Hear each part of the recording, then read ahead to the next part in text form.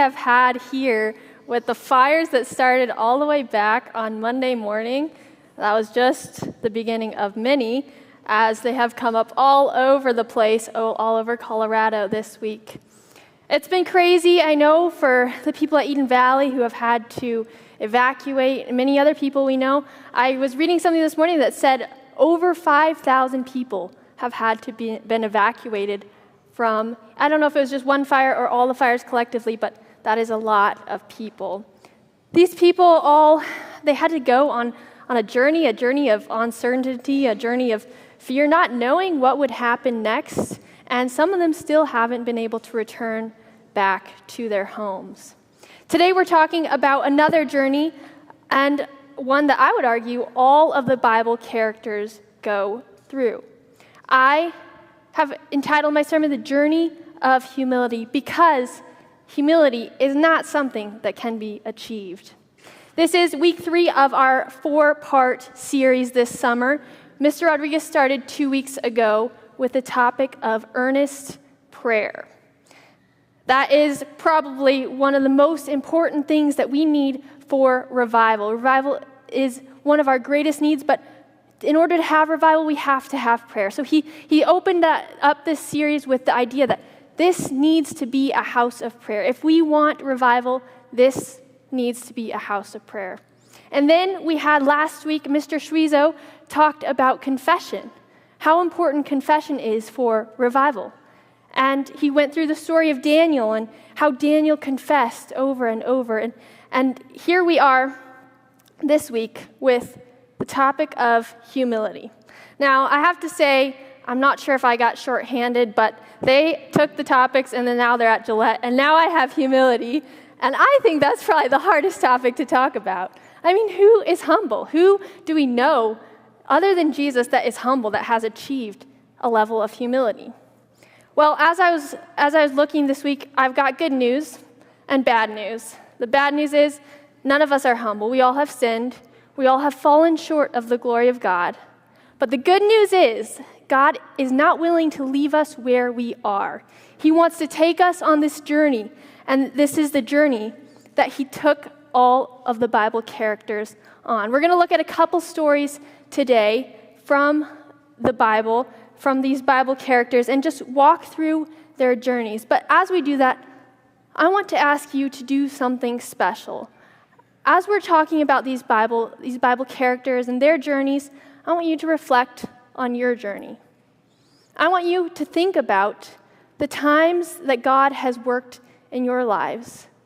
I want you to think about the big things he's done for you, as well as the small things he's done for you. How has God been leading you over the past 6 months, or the past year, or even 2 years? How has God been working in your life? This is something that I did this week as I was preparing for this sermon, and it's truly a blessing to see the ways that God has worked in my life. But before we get started, before we jump in to these Bible characters that we're going to be looking at today, and as you're starting to think through that, let's open with a word of prayer. Dear Jesus, thank you for today. Thank you for bringing us through another week. Thank you for your protection and your safety. But Lord, right now as we're talking about humility and this journey that you take us on, I pray that you be with each person here as they're reflecting on how you have led. And I pray that you show them and you speak through me. Send your Holy Spirit to be with us now. We ask in your name. Amen. So when talking about humility, the first person that comes to mind is, of course, Moses. Because in Numbers 12, we have Numbers 12, verse 3, it says, Moses was very humble, but more than all of the people on the face of the earth. Now, at that time, Moses would not have been making a big bragging statement, a proud statement, the opposite of what he's doing, because at that time, that was not something that was looked highly upon.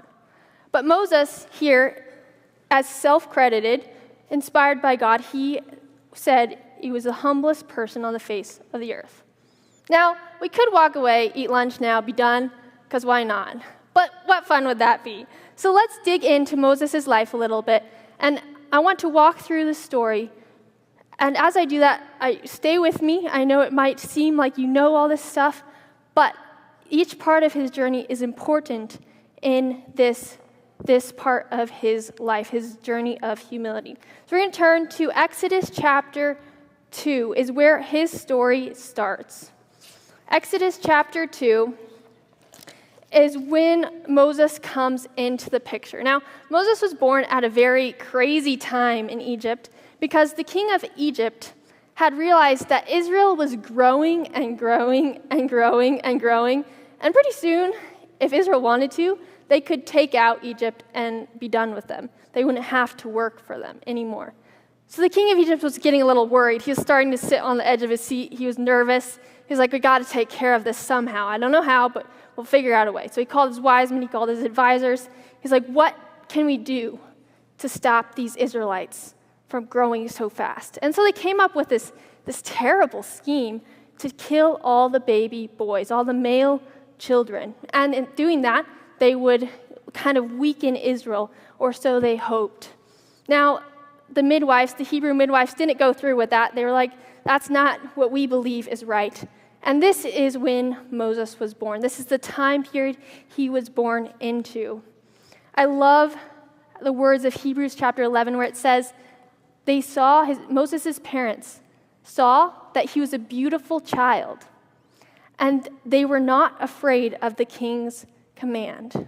Wow. They were not afraid of the king's command. So they took Moses, they took this child of theirs, and they hid him. They hid him away for 3 months, and finally they got to the point where they couldn't hide him anymore. Now, why that was 3 months, I don't know. Kind of seems like an odd number, but maybe he was getting fussy. I don't know, maybe that was the time the kings would come around and check. But Moses' mom and his sister came up with this grand idea. After thinking through many ideas, I'm sure they were like, no, that one doesn't work, that one doesn't work. They came across one that was perfect. They would build Moses a little basket and put him off in the Nile River. Sounds like a great idea, right? Put a baby in the Nile with the crocodiles and the fish and the frogs and all of that kind of stuff, just to be there, to float along. Hopefully nothing happens. And what did they think would happen? Like an Egyptian princess would come and find him? Well, if that's what they thought, they were right. God had his hand on Moses' life from the very, very beginning. The Pharaoh's daughter took Moses, and she hired Jochebed, Moses' mom, to raise him for a couple years of his life. And as he was growing, he started learning the Bible. His mom knew that his time with her was limited.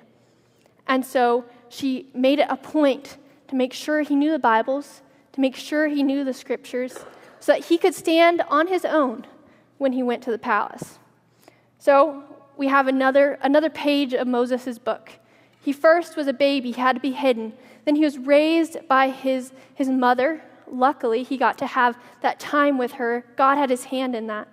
And now he heads to the palace to be the son of Pharaoh's daughter. Now, at the palace, Ellen White tells us that Moses received the highest civil and military training at that time. In Egypt, he would have learned everything, how to run a country, how to fight, how to protect himself. He would have learned administrative work. Moses was really highly trained at that point. But that didn't end well for him.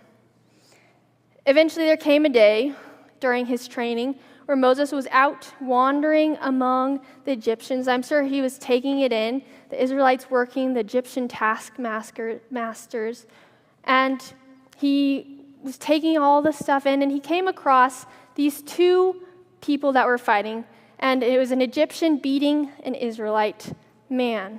And Moses was like, no, this is not right. I know that God has called me to save the Israelite people. So he's like, okay.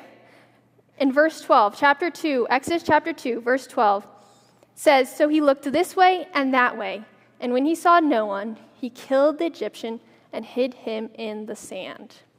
Yikes. Kind of a big mistake for a man who's supposed to save Israel. Moses, I'm sure though, did not think it was a mistake. He thought, great, I just did an awesome job pat myself on the back a little bit, and he went to bed that night. No problem, didn't worry about it at all. Next day, he went out again, and he was walking among the Israelites and the taskmasters, and he comes across two Israelites fighting. And this time, he tries to separate them again, but he finds that his secret from yesterday is out. He thought that he checked to make sure no one was watching, but he didn't think that the Israelite would tattle on him. He was so proud of himself that he didn't even stop to think that that may have been the wrong thing. So eventually, news got to Pharaoh, and Moses had to run for all he was worth, because otherwise Pharaoh was going to get him. And where did Moses end up? We know the story well. Moses flees to Midian, and he ends up with Jethro, the priest of Midian. He marries Jethro's daughter, but during that time, he becomes the shepherd of Jethro's flock. But this is quite a difference from the civil and military training he received in Egypt. This is crazy different from the time he spent with his mother at home, studying the Bible and learning the scriptures. He is now tending sheep. Now, some of you may know about sheep, but sheep are not the smartest creatures. They're not the cleanest creatures. And so I was doing a little bit of research. What does it take to be a shepherd? And found out that shepherds, long days, obviously very long days. They have to watch these sheep all around the clock. These sheep, turns out, only rest when they are in their shepherd's presence. They don't rest when other people are around because they don't feel safe. So the shepherd has to be there to protect his sheep. A shepherd has to be courageous. He has to fight away lions and bears and tigers, whatever. He has to fight them away to protect the sheep. And finally, a shepherd must be very, very patient, because sheep don't always do what you want them to. Sheep aren't the smartest creatures, and so shepherds have to be patient.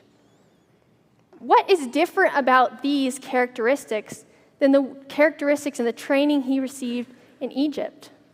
It's completely different. He learns administrative work, he learns military training, and all of this in Egypt, but now he has come to learn about a different level of humility.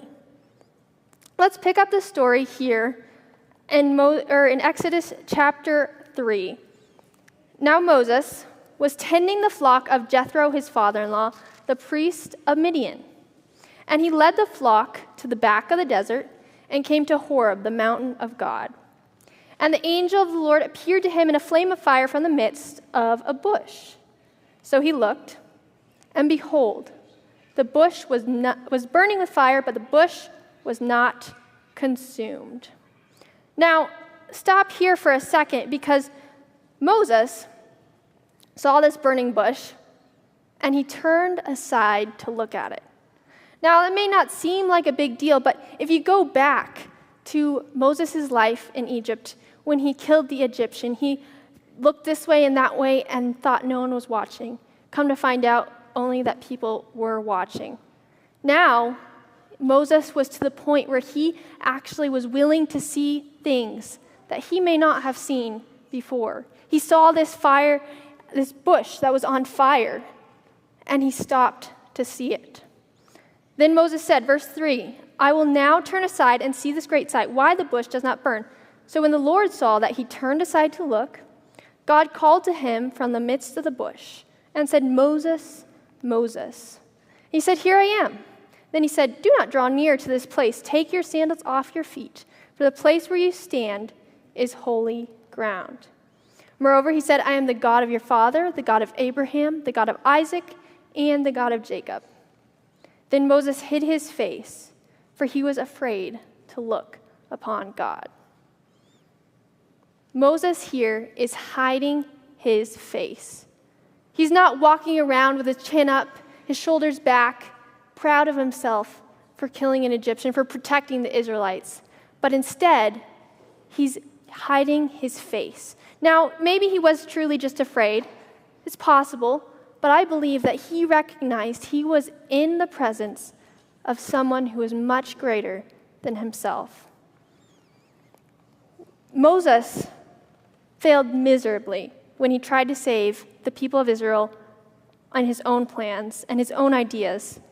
After years in the wilderness of tending sheep, Moses was finally ready to bow in submission and humility to the God who had plans for him.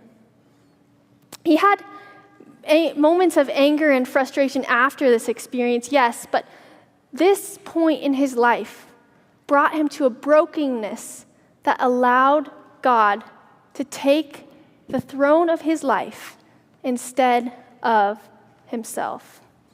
True humility is when you step off the throne of your life and you let God sit there instead. True humility is when you step off the throne of your life and you let God sit there instead. It is a complete change from what we are used to. It's a journey. It's not an achievement, not somewhere we can reach. It's not something we can do on our own. Humility leads us to proclaim that we are nothing, but God is everything. And that is where Moses was at. He was hiding his face. He was at this burning bush. He had his shoes off, and he was hiding his face from the God who he knew that he wanted to follow from now on. A couple of weeks ago, we were out in Bentonville, Arkansas, biking through the hundreds of miles of bike trails they have in the Ozark Mountains, I believe they're called. But I would prefer to go with hills because they aren't really mountains when you have to bike up mountains here. So we were biking through the Ozarks, and they have lots of hills, but eventually you go up, and then eventually you come down, and you go up and down and up and down. And this is how we biked for most of the week. And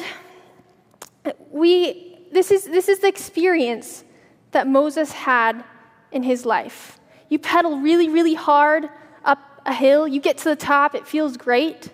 But pretty soon you go down a hill, and you end up in a valley. And you look up, and there's another hill to bike up. This is what we did the past couple weeks, and this is what Moses was doing throughout his life. You see that his first hill that he climbed was not even one that he climbed, but one that his family climbed for him. They hid him, even though that was against the king's command. And he was saved through that. And then we have Jochebed training her son diligently in the ways of the Bible. And Moses climbs another hill here. He reaches the top, and he's humbly trusting in God. But through his time and through his training at the palace, he starts sliding down into another valley. And at the low point of that would be him killing an Egyptian, trying to make his own plan work instead of God's plan. And then you have Moses for 40 years tending sheep in the wilderness. That would be another high point of his life. He had climbed another mountain. He was humbly trusting in God. Throughout his life, Moses climbed many mountains. His path to humility was not an easy one, but he was willing to give everything to keep working for it. He was willing to lay down everything he had, all his brokenness, and let God give him everything. Now, this is Moses' story, but there's another story that comes to mind, a story from the New Testament.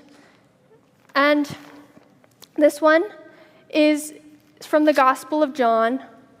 And Jesus is again in the temple preaching, as he often did. I can see the temple, the big pillars of the temple, the light shining through, and I'm sure they're packed with people. Jesus was sitting there in the midst of the crowd, probably sitting in the dirt and the dust on the ground. People were packed around him. I'm sure there were people standing, sitting. There were kids on top of their parents' shoulders so that they could see Jesus. I'm sure there were even kids hanging on Jesus, sitting next to him, trying to be near him. But suddenly this peaceful scene is broken by yelling and screaming. And the crowd, I can imagine, is horrified, so they start to part to let this crowd, this new group, through. And we pick up the story in John chapter 8. John chapter 8, verse 3. Then the scribes and Pharisees brought to him a woman caught in adultery. And when they had set her in the midst, they said to him, "Teacher, this woman was caught in adultery in the very act. Now Moses in the law commanded us that such should be stoned. But what do you say?" This they said, testing him, that they might have something of which to accuse him.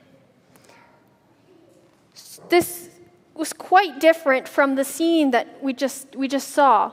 We saw the people that Jesus was talking to them, teaching them, and now we have chaos almost. This woman is thrown at Jesus' feet, and the Pharisees are trying to test Jesus. So Jesus doesn't do anything, but where was he? What was the problem with this? Now, if Jesus had said, "Go ahead and stone her," he would have been, first of all, inconsistent with his own belief, his own actions. He ate with tax collectors and sinners. It would be inconsistent to condemn one to death. But if he would have said, don't stone her, he would be charged with breaking the law of Moses. So he was in between a tight spot. Well, I would have been in between a tight spot if I had to pick. But luckily, Jesus knew better. And what did Jesus do? At the very end of verse 6, "But Jesus stooped down and wrote on the ground with his finger, as though he did not hear." Now, Jesus is, I'm sure, maybe he has stood at this point, and now he's stooped down and writing in the dust and the dirt on the ground, as if he did not even hear their condemnation. I love how the songwriter Michael Card puts it. He says, "Jesus stooped and at once became the calm eye of the storm." It was his wordless answer to their dark and cruel demand, a lifetime in a moment, as he scribbled in the sand.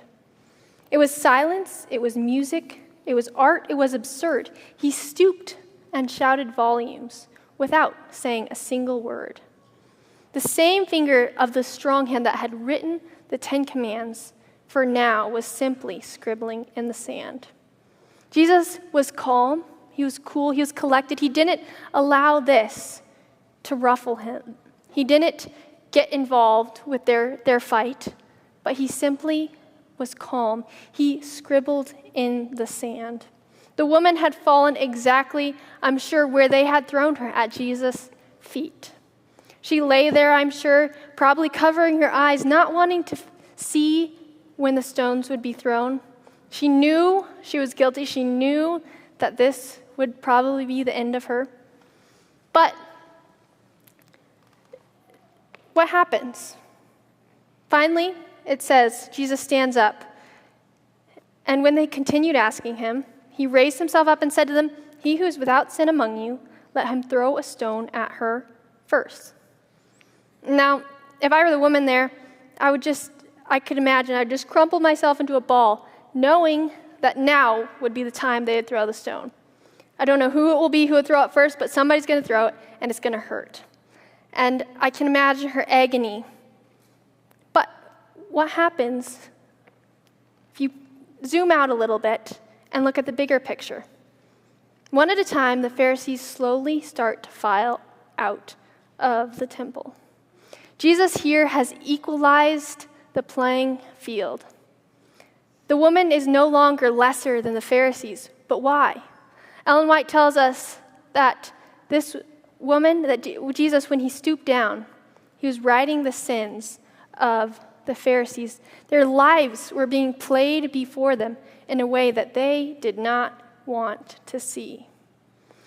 Jesus had written their sins, and embarrassed rather than repentant, they slowly started to back away and file out of the crowd, not wanting to be associated with their sins, not wanting to take ownership for them. They just backed away and left.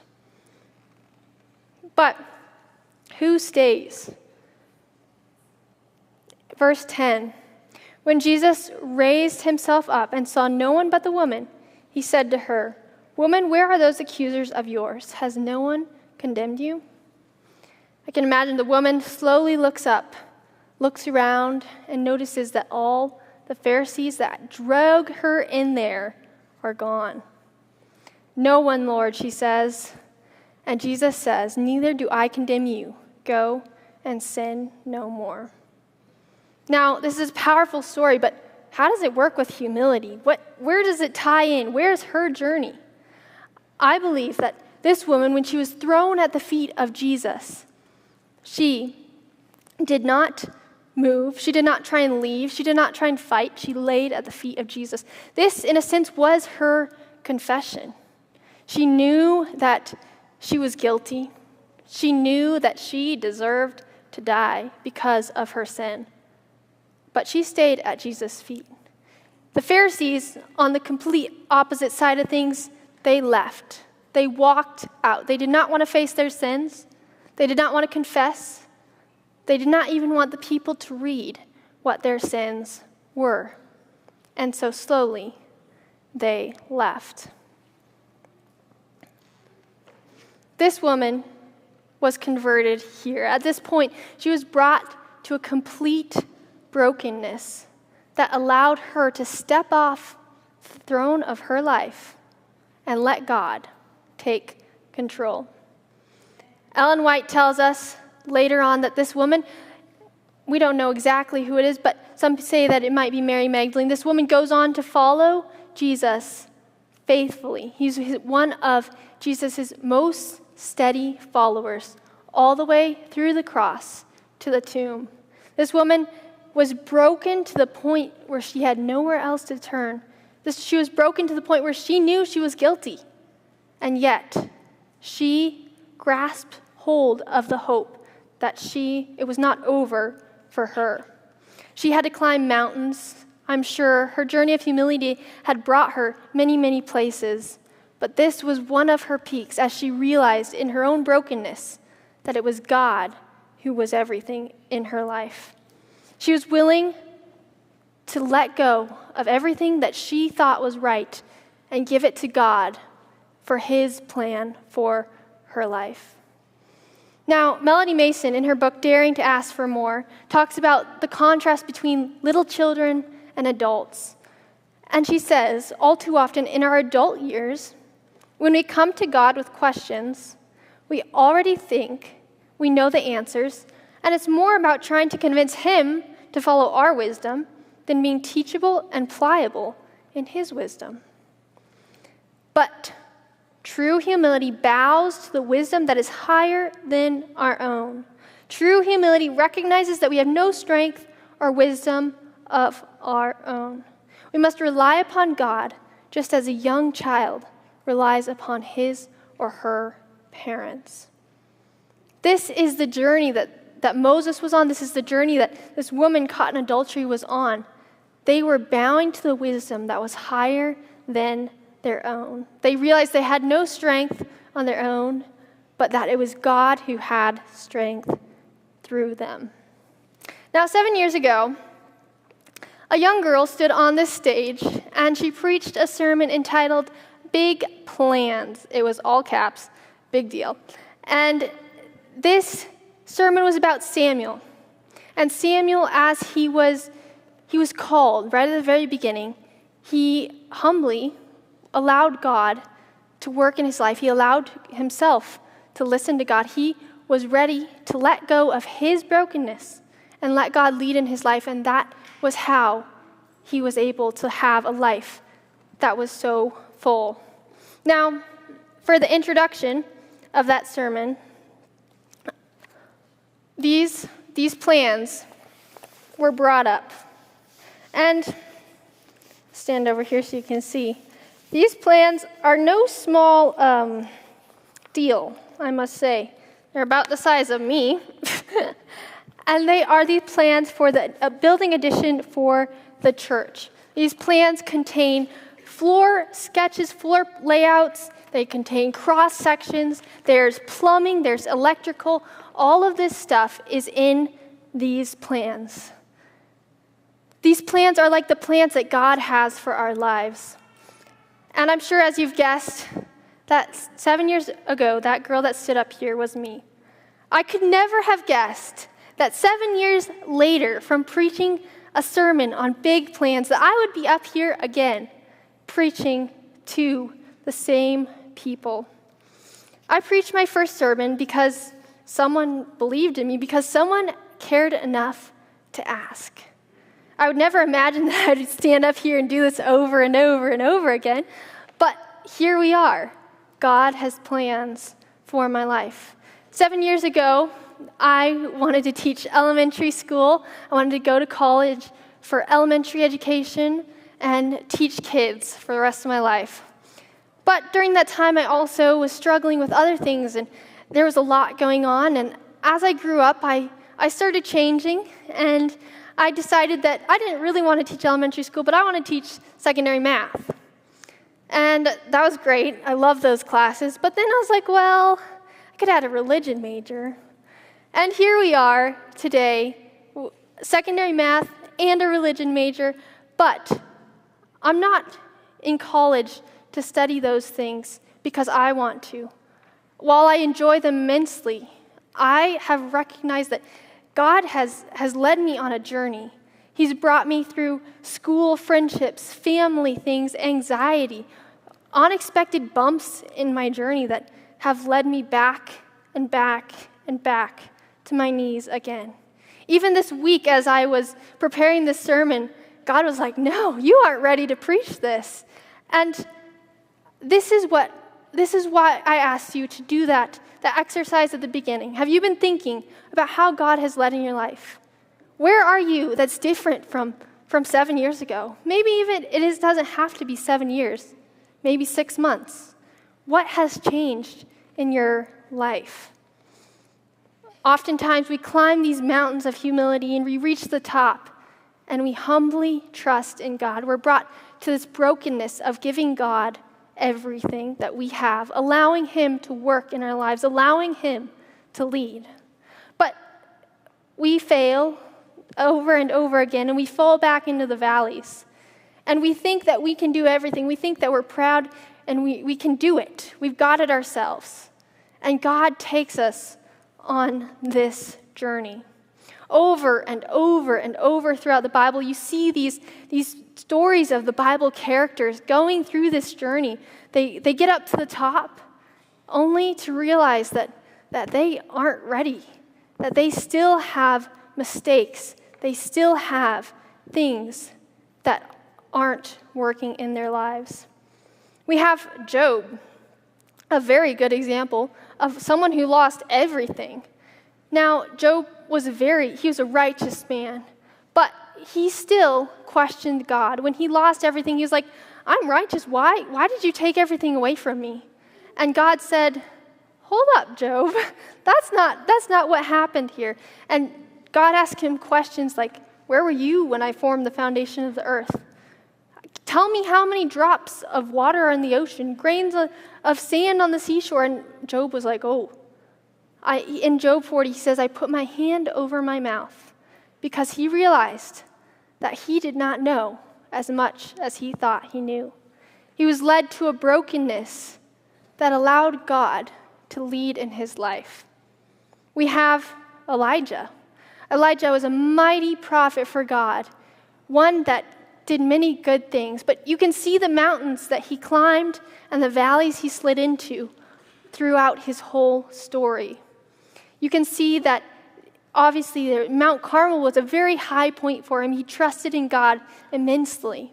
And then he prayed for rain humbly and faithfully, asking God to send rain. 7 times he prayed, and eventually God sent rain. But then shortly after that, Jezebel was killing all the prophets of God.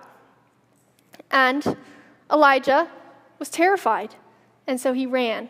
He ran for his life. 1 Kings 19 is where you find that story. He gets discouraged, he gets depressed, and he goes and hides in a cave. Not exactly where God wanted him to be. But God does not leave him there. God comes, God comforts him, God cares for him, and then God appears to him in a still, small voice. Elijah was brought to a brokenness that allowed God to work in his life. In each of these stories, God shows up in different ways. In Moses, God shows up in a burning bush that isn't consumed. And the woman caught in adultery, she's thrown at Jesus' feet. And God shows up for her. He says, go and sin no more. And then you have Job, who God questions. He asks him questions to get him to realize that he's not the man he thinks he is. And then you have Elijah. And Elijah was spoken to in that still, small voice. Humility is not something that it's a big fanfare event, but is something that is found in the quiet.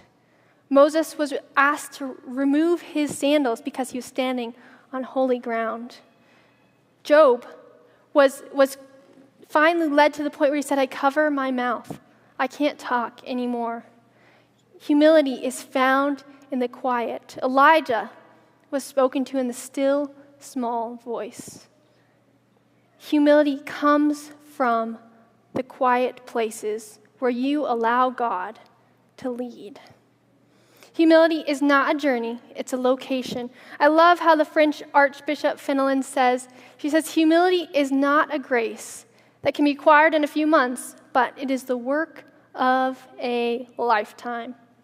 It's not something that you can work on for a couple minutes and be done with. It's not something you can work on for a couple years and be done with. It is the work of a lifetime. The quote that inspired this sermon series up on the screen here, it's from Ellen White. It's written several places in her works, but it says, a revival of true godliness among us is the greatest and most urgent of all our needs. To seek this should be our first work. There must be earnest effort to obtain the blessing of the Lord, not because God is not willing to bestow his blessing upon us, but because we are unprepared to receive it. Wow. Our Heavenly Father is more willing to give his Holy Spirit to them that ask him than our earthly parents to give good gifts to their children. But it is our work by confession, humiliation, repentance, and earnest prayer to fulfill the conditions upon which God has promised to grant us his blessing. Confession, humiliation, repentance, and earnest prayer. None of these are just easy check off the box kind of thing. These all are work. It takes effort to put into these things. Our greatest and most urgent need, she says, is a revival of true godliness. But it can only come through work, through confession, through earnest prayer, through repentance, and through humiliation, through being broken and allowing God to lead in your life. Humility all comes down to who has authority in your life. Who are you going to obey? Who are you going to serve? We all are called to choose. Are you willing to step off the throne of your life and allow God to sit there instead? Are you willing to have this mind that Christ had in him? In Philippians 2, verse 5, it tells us that, let this mind be in you, which was also in Christ Jesus, who, being in the form of God, did not consider robbery to be equal with God, but made himself of no reputation, taking the form of a bondservant and coming in the likeness of man. And being found in appearance as a man, he humbled himself and became obedient to the point of death, even the death of the cross. This is true humility. Christ is our example in all things. He's the one who's truly humble. He was humbled to the point of death on the cross. True humility is when you give God complete authority in your life. And often that requires us to be broken in the process because we are nothing and God is everything. Are you willing to step off the throne of your life and give God control? Is this something that you are willing to commit to start your journey on? If this is something you would be interested in, I invite you to stand with me. Are you willing to step off the throne of your life and give God control? George Meegan was a British adventurer, and he is credited with doing the longest walk ever. This man walked from the very southern tip of South America all the way up through North America to Alaska, the northernmost tip of Alaska.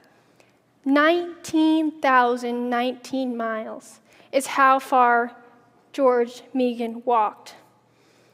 He took 41 million steps and went through 12 and a half pairs of hiking boots. Now, just like Meegan, we also are on a journey. Meegan's journey required a lot of dedication and commitment.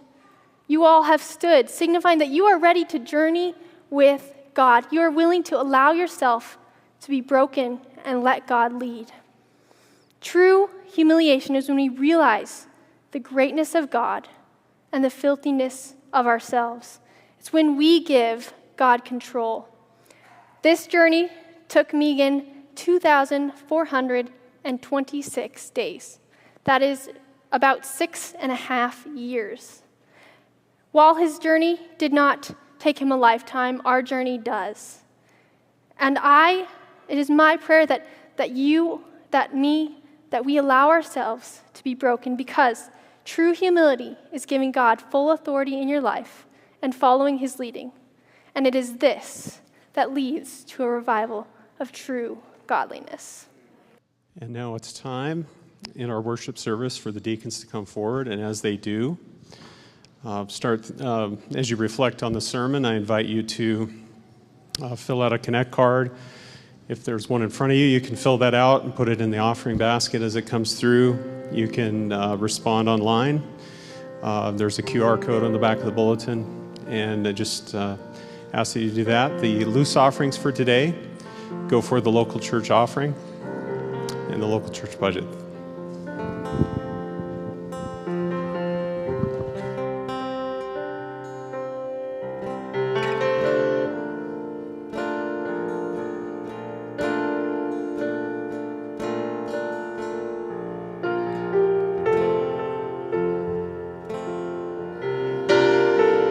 I'd invite you to stand again as we finish by singing this song, Give Us Clean Hands, as a response to this beautiful message of humility that we heard today.